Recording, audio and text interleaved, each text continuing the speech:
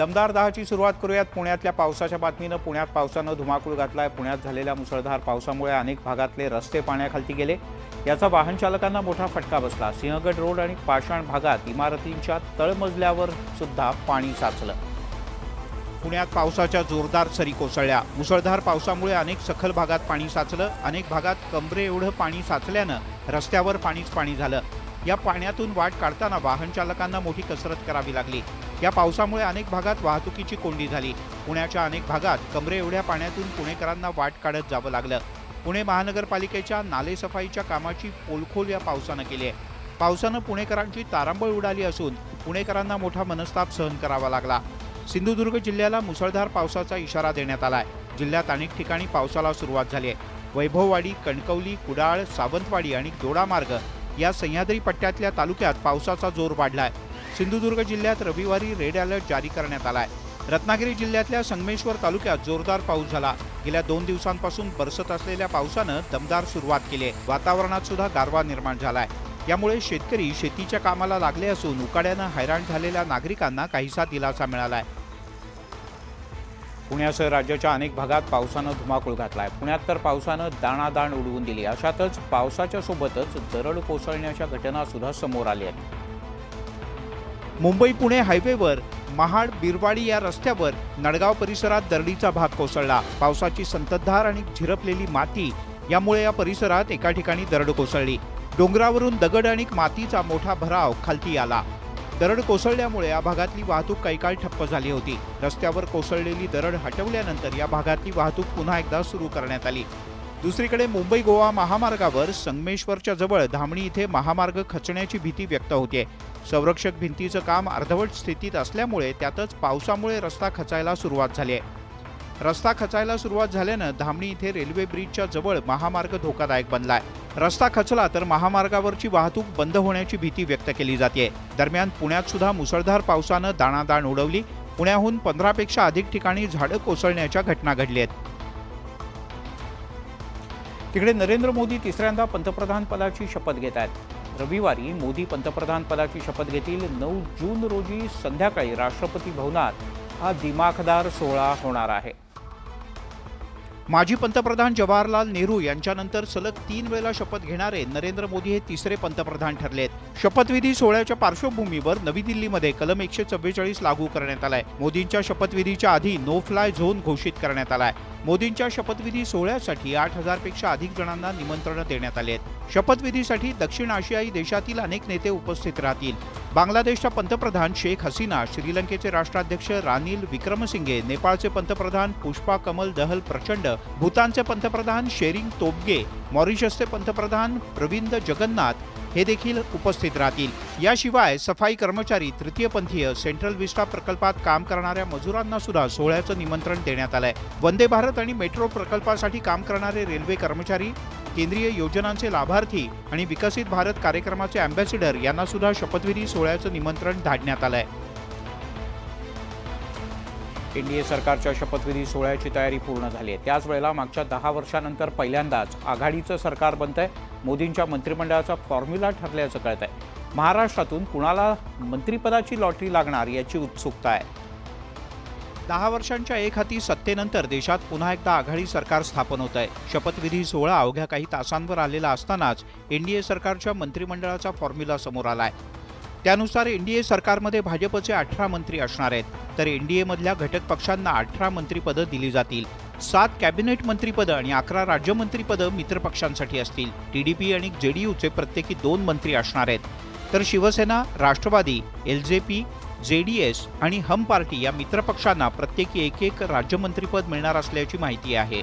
दरम्यान भाजपच्या कोट्यातून महाराष्ट्राला 4 ते 5 मंत्रिपदं मिळण्याची शक्यता आहे, ज्यासाठी काही नावांची चर्चा सुरू झाली आहे।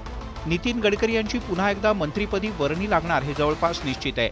त्यासोबतच पियुष गोयल आणि नारायण राणे यांना सुद्धा मंत्रिपदाची संधी मिळणार हे जवळपास निश्चित आहे। उदयनराजे भोसले आणि रावेरच्या खासदार रक्षा खडसे यांची नावं सुद्धा मंत्रिमंडळासाठी चर्चेत आहेत। लोकसभा निवडणुकीत भाजपप्रणीत एनडीएला बहुमत मिळाल्यानंतर एनडीएच्या घटक पक्षांनी नरेंद्र मोदी यांची संसदीय पक्षाच्या नेतेपदी निवड केली। त्यानंतर भाजपचे राष्ट्रीय अध्यक्ष जे.पी. नड्डा यांच्या निवासस्थानी शुक्रवारी एक महत्त्वपूर्ण बैठक झाली। या बैठकीत नड्डा आणि अमित शहा यांनी एनडीएमधल्या घटक पक्षांच्या नेत्यांशी नव्या सरकारच्या स्थापनेबद्दल आणि खातेवाटपाबद्दल चर्चा केली। केंद्रातील नव्या सरकारमध्ये शिंदेंच्या शिवसेनेला, अजित पवार यांच्या राष्ट्रवादीला लॉटरी लागण्याची शक्यता आहे। शिंदेंच्या शिवसेनेला केंद्रात 4 मंत्रिपदं आणि अजित पवार यांच्या राष्ट्रवादीला 2 मंत्रिपदं मिळण्याची शक्यता आहे। शिंदेंच्या शिवसेनेकडून श्रीरंग बारणे, प्रतापराव जाधव, श्रीकांत शिंदे यापैकी दोघांना कॅबिनेट मंत्रिपदाची संधी असू शकते, तर राज्यमंत्री म्हणून नरेश म्हस्के, धैर्यशील माने यांना संधी मिळण्याची शक्यता आहे, तर अजित पवार यांच्या राष्ट्रवादीकडून प्रफुल्ल पटेल यांना मंत्रिपदासाठी संधी मिळणार आहे। बापरे, भाजपला काय मिळणार? मेरिटनुसार जे आहे हे मंत्री बनेल, ज्याला माननीय मुख्यमंत्री एकनाथजी शिंदे साहेब मंत्री करतील, आदेश देतील, तो मंत्री होईल। नव्या केंद्रीय मंत्रिमंडळात कुणाला संधी मिळणार याकडे सगळ्यांचं लक्ष लागलंय। पंतप्रधान मोदींच्या नेतृत्वाखालील एनडीए सरकारचा उद्या शपथविधी आहे, तर दुसरीकडे 100 जागा मिळवणाऱ्या काँग्रेसकडे यंदा विरोधी पक्षनेतेपद येत आहे। राहुल गांधी हे विरोधी पक्षनेते होण्याची शक्यता आहे। 2014 आणि 2019च्या लोकसभा निवडणुकीच्या तुलनेत यंदाच्या निवडणुकीत काँग्रेसला चांगलं यश मिळालंय। भाजपनंतरचा सगळ्यात मोठा पक्ष असल्यानं विरोधी पक्षनेतेपद यंदा काँग्रेसला मिळणार आहे। लोकसभा निवडणुकीच्या निकालानंतर काँग्रेस वर्किंग कमिटीची बैठक पार पडली। या बैठकीत राहुल गांधी यांनी विरोधी पक्षनेतेपद स्वीकारावं अशी मागणी करण्यात आली आहे। Congress working committee unanimously pass the resolution requesting Rahul Gandhi ji to accept the position of leader of opposition in the Lok Sabha। मेरा ये है कि राहुल गांधी ने साहस के साथ, ताकत के साथ, आंख में आंख मिलाकर इस सरकार का मुकाबला किया है। एलओपी के रूप में अगर वो करेंगे तो और ज़्यादा इफेक्टिव होंगे। यंदा संसदेत एनडीएच्या समोर इंडिया आघाडी सक्षम विरोधी पक्ष म्हणून उभा असणार आहे। राहुल गांधी यांनी विरोधी पक्षनेतेपदाची जबाबदारी स्वीकारली तर संसदेत पुन्हा एकदा मोदी विरुद्ध राहुल गांधी असा सामना पाहायला मिळू शकतो। झालेल्या भाजपच्या बैठकीत लोकसभा निवडणुकीतल्या निराशाजनक कामगिरीबद्दल विचारमंथन करण्यात आलं। आगामी काळात ताकदीनं पुढे जाऊन विधानसभा जिंकण्याचा निर्धार यावेळेला देवेंद्र फडणवीस यांनी व्यक्त केला। पराभवाचं खापर एकमेकांवर फोडणं बंद करा, उणीधुणी काढणं बंद करा अशी तंबीही त्यांनी कार्यकर्त्यांना दिली। दिल्लीच्या दौऱ्यानंतर फडणवीस पुन्हा एकदा ॲक्शन मोडमध्ये आल्याचं दिसतंय। लोकसभा निवडणुकीच्या निकालानंतर मंत्रिमंडळातून मोकळं करा हे वक्तव्य निराशेतून केलेलं नसल्याचं फडणवीस यांनी स्पष्ट केलं।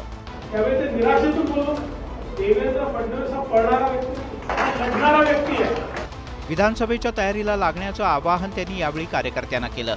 पाऊस पडत असताना जे पेरलं जातं सप्टेंबर, ऑक्टोबर, नोव्हेंबर तेच उगत असतं। नव्याने पेरण्याची वेळ या ठिकाणी आली आहे।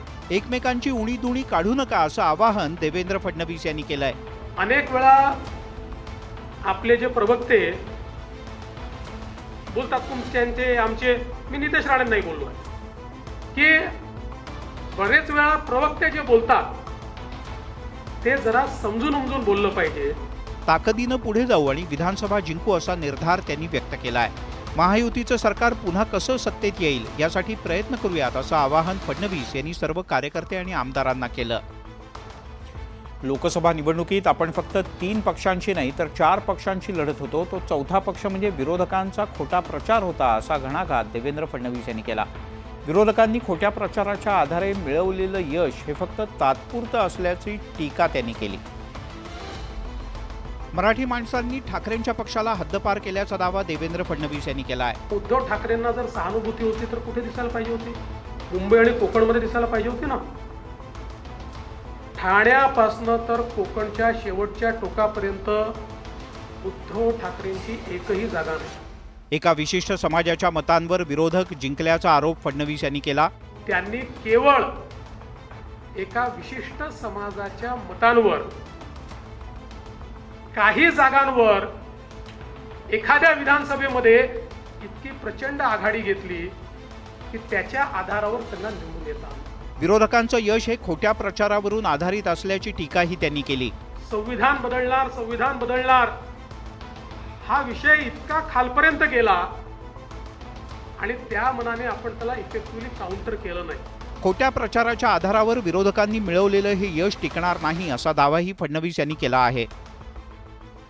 लोकसभा निवडणुकांचे निकाल आल्यानंतर राज्यातलं चित्र बदललंय। महाविकास आघाडीनं 30 जागा मिळवत महायुतीला धोबी पछाड दिली। येत्या काही महिन्यात महाराष्ट्रात विधानसभांच्या निवडणुका होणार असल्यानं सत्ताधारी आणि विरोधकांच्याकडून दावे प्रतिदावे सुरू झाले आहेत। लोकसभा निवडणुकांमधल्या धक्कादायक निकालानंतर महायुतीत नाराजीचं वातावरण असल्याचा आरोप होतोय। या पार्श्वभूमीवर शिंदेंच्या शिवसेनेचे आमदार उद्धव ठाकरे यांच्या संपर्कात असल्याचा दावा करण्यात आला। ही चर्चा सुरू असतानाच शिंदेंच्या शिवसेनेचे नवनिर्वाचित खासदार नरेश म्हस्के यांनी मोठा दावा केलाय। उद्धव बाळासाहेब ठाकरे गटाच्या 2 खासदारांनी आमच्याशी संपर्क साधलेला आहे। अपात्रता कारवाईच्या शक्यतेनं खबरदारी घेतली जात असल्याचं म्हस्के यांनी म्हटलंय। डिस्क्वालिफिकेशनचा एक विषय आहे म्हणून त्यांनी सांगितलेलं आहे की आम्ही आता 2 आहोत, आम्ही 6 लोकांची संख्या आम्ही जमवतो। ठाकरे गटानं चुकीच्या पद्धतीनं मतं मिळवल्याचा आरोप सुद्धा म्हस्के यांनी केलाय। मुल्ला मौलवींना लाखो रुपये वाटून एक विशिष्ट प्रकारचा आदेश काढण्यात आला। आता ठाकरेंचे नवनिर्वाचित खासदार खरंच शिंदेंच्या संपर्कात आहेत की शिंदेंच्या शिवसेनेचे संजय शिरसाट यांच्या म्हणण्यानुसार नाराजांना थांबवण्याची ही रणनीती आहे हे लवकरच स्पष्ट होईल। लोकसभा निवडणुकांच्या नंतर राज्यात राजकारण तापलंय। सत्ताधारी आणि विरोधकांच्याकडून वेगवेगळे दावे करण्यात येत आहेत। याच पार्श्वभूमीवर शिंदेंच्या शिवसेनेचे नवनिर्वाचित खासदार नरेश म्हस्के यांनी मोठा दावा केलाय। लोकसभा निवडणुकीत निवडून आलेले ठाकरे गटाचे 2 खासदार संपर्कात असल्याचा दावा नरेश म्हस्के यांनी केलाय। तसंच अपात्रता कारवाईची खबरदारी घेऊन आणखीन 6 खासदार लवकरच मोदींना पाठिंबा देतील असा दावा म्हस्के यांनी केला। त्यांच्या याच दाव्याची ठाकरे गटानं खिल्ली उडवली आहे। अजूनही त्यांच्यातला तो जो थिल्लरपणा आणि छिछोर चाळे करण्याची जी वृत्ती आहे ती वृत्ती गेलेली दिसत नाहीये। शिंदेंच्या शिवसेनेतील केंद्रीय मंत्रिपदाच्या रेसवरून अंधारे यांनी म्हस्केंना डिवचलंय। वाटेल तो आक्रस्ताळेपणा किंचाळणे, आरडाओरड करून काहीतरी न्यूसन्स व्हॅल्यू क्रिएट करून आपल्याकडे लक्ष वेधून घेण्याचा अत्यंत बालिश प्रयत्न नरेश म्हस्केंकडून चालू आहे। ज्यांच्या रक्तातच बेईमानी आहे, कपट आहे, छल आहे, गद्दारी आहे, यांच्याकडून अधपतन संपूर्ण होईपर्यंत दुसरी अपेक्षा ठेवणं चुकीचं आहे। त्यामुळे आगामी काळात कोण कोणाच्या संपर्कात आहे आणि कुणाला फटका बसणार हे लवकरच स्पष्ट होईल। बारामती लोकसभा निवडणुकीत पवार विरुद्ध पवार असा सामना रंगला। या राजकीय लढाईत शरद पवार यांनी पुतणे अजित पवार यांना धोबीपछाड केली। आता निकालानंतर वादाचे फटाके फुटू लागलेत। पवार कुटुंबातील भाऊबंदी चव्हाट्यावर आले। प्रकरण आता वेब सिरीज मिर्झापूर पर्यंत जाऊन पोहोचलंय। मिर्झापूर या गाजलेल्या वेब सिरीजमध्ये क्राईम थ्रिलरचा पुरेपूर भरणा होता। याच मिर्झापूर वेब सिरीजचा उखाणा सुप्रिया सुळे यांनी भाषणादरम्यान घेतला। कोणी मिर्झापूर टीव्ही सिरियल पाहिले काय? जेव्हा करू ना तर बारामती ही मिर्झापूरपेक्षा जास्ती डेंजरस होणार, कारण असे अनुभव कधीच मी तरी आयुष्यात विचारही केला नव्हता। अशा अनेक घटना या मतदारसंघात झाल्या। धमक्या देणाऱ्यांना सुप्रिया सुळे यांनी सूचक इशारा दिलाय। सगळ्यांना विनम्रपणे सांगायचे की मी तेव्हा कॅन्डिडेट होते, आता मी उमेदवार नाही आहे। त्यामुळे आज बारामती लोकसभा मतदारसंघात असले जर लोक फिरत बसले ना तर त्यांचा करेक्ट कार्यक्रम कसा करायचा आहे मला माहिती आहे। महाविकास आघाडीच्या कार्यकर्त्यांना धमक्या दिलेल्या खपवून घेणार नाही असा इशारा सुप्रिया सुळे यांनी दिला। आपल्या महाविकास आघाडीच्या कुठल्याही कार्यकर्त्याने आज नंतर धमकी मी खपवून घेणार नाही। धमक्या देणाऱ्यांना जनतेनंच धडा शिकवल्याचंही सुप्रिया सुळे यांनी म्हटलंय। लोकसभा निवडणुकांमध्ये राज्यात महाविकास आघाडीनं जोरदार मुसंडी मारली। आघाडीनं राज्यातील 48 पैकी 30 जागांवर विजय मिळवला। या विजयामुळे महाविकास आघाडीच्या नेत्यांमध्ये मोठा उत्साह संचारलाय। लोकसभेच्या निकालात काँग्रेसला 13, ठाकरे गटाला 9 आणि राष्ट्रवादी काँग्रेस शरदचंद्र पवार पक्षाला 8 जागा मिळाल्या आहेत। निकालात काँग्रेसला सर्वाधिक जागा मिळाल्यानंतर प्रदेशाध्यक्ष नाना पटोले यांनी दबाव तंत्र सुरू केलंय। लवकरच राज्यात विधानसभा निवडणुका होणार आहेत। या पार्श्वभूमीवर विधानसभा निवडणुकीच्या जागा वाटपाचा फॉर्म्युला ठरण्याआधीच पटोले यांनी मोठा दावा केला। भूमिका आज पण आहे, लोकसभेच्या निवडणुकीमध्ये होती की मेरिटच्या आधारावर निर्णय व्हावे। मेरिटच्या आधारावर निर्णय झाले असते तर अजून आम्हाला जागा जिंकता आल्या असत्या। महाविकास आघाडीमध्ये काँग्रेस मोठा भाऊ असल्याचं विधान पटोले यांनी केलं होतं। मात्र ठाकरे गटाची नाराजी आणि रमेश चेन्नीथला यांच्या कानपिचक्या यानंतर पटोले बॅकफूटवर गेले।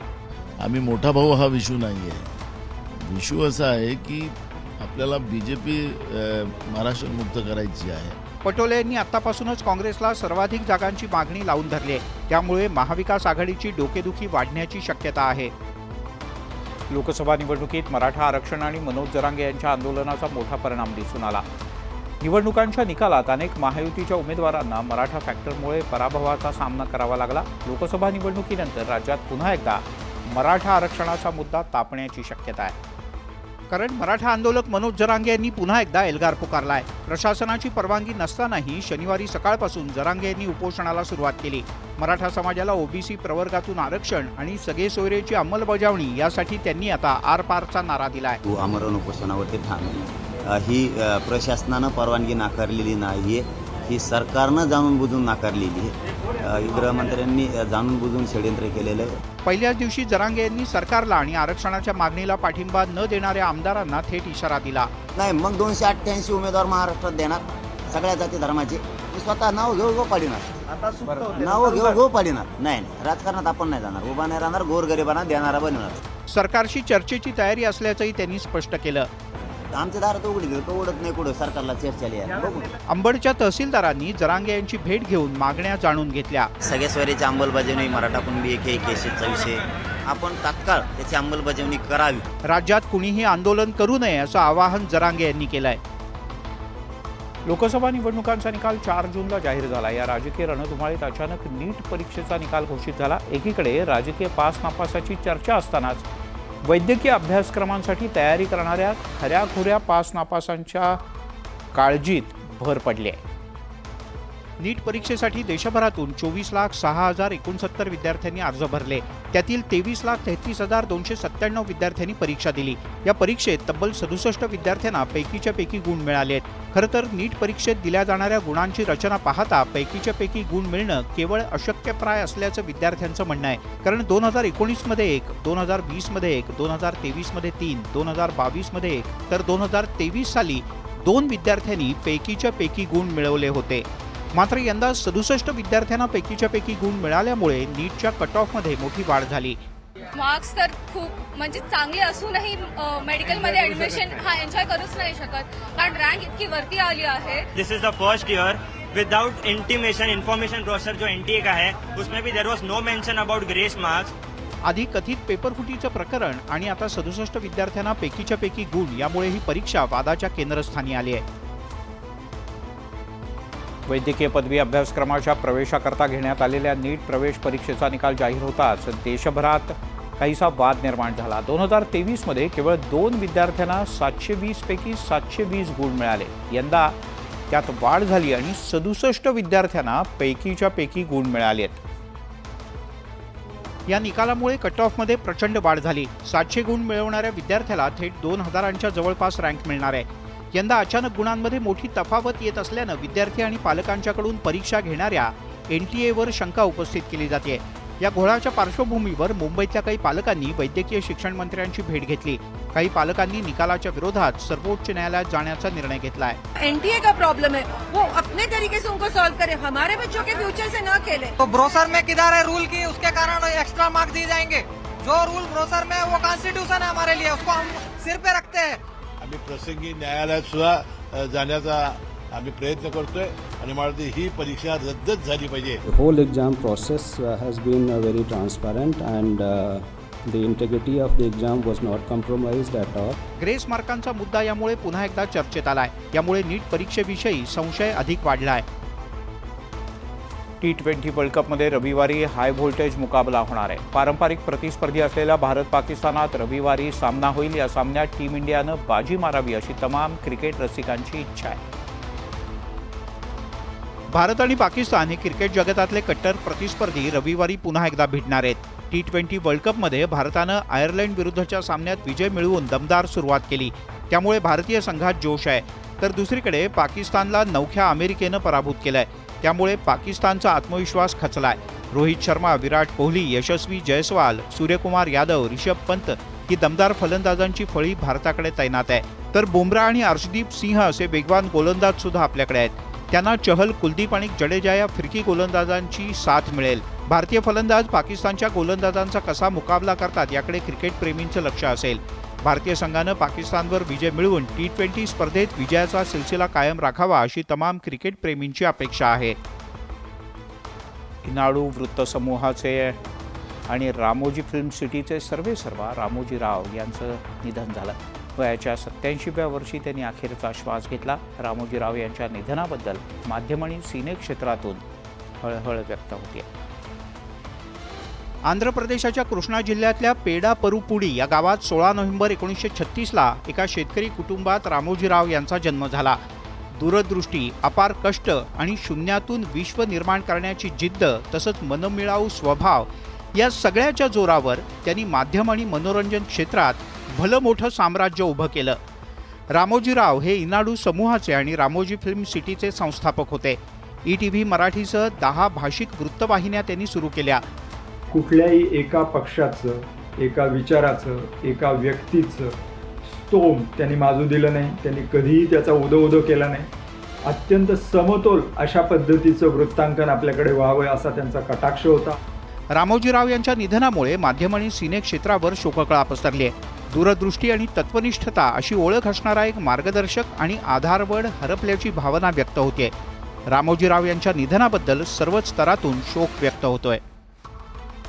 रामोजीराव म्हटलं की डोळ्यासमोर येते ती हैदराबादमधली जगातील सगळ्यात मोठी फिल्म सिटी. तब्बल 2000 एकरमध्ये ही फिल्म सिटी पसरली.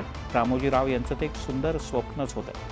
रामोजी फिल्म सिटीत येताना स्क्रिप्ट आणि कलाकार आणायचे आणि अख्खा चित्रपट घेऊन जायचा असं म्हटलं जायचं. चेरुकुरी रामोजीराव या नावानं परिचित असणाऱ्या रामोजीराव यांचं माध्यम जगतात मोठं योगदान आहे. माध्यम सम्राट अशी त्यांची ओळख. ETV नेटवर्कचे ते संस्थापक होते. 1995 पासून भाषिक वृत्तवाहिन्यांची सुरुवात त्यांनी केली. वर्ष 2000 मध्ये त्यांनी ETV मराठीचं लॉन्चिंग केलं. मराठीसह अन्य 10 प्रादेशिक भाषांमध्ये वृत्तवाहिन्यांची त्यांनी सुरुवात केली. तेलुगू मीडिया, मराठी मीडियासह विविध भाषेतील दिग्गज पत्रकार घडवण्यात त्यांचं मोलाचं योगदान आहे.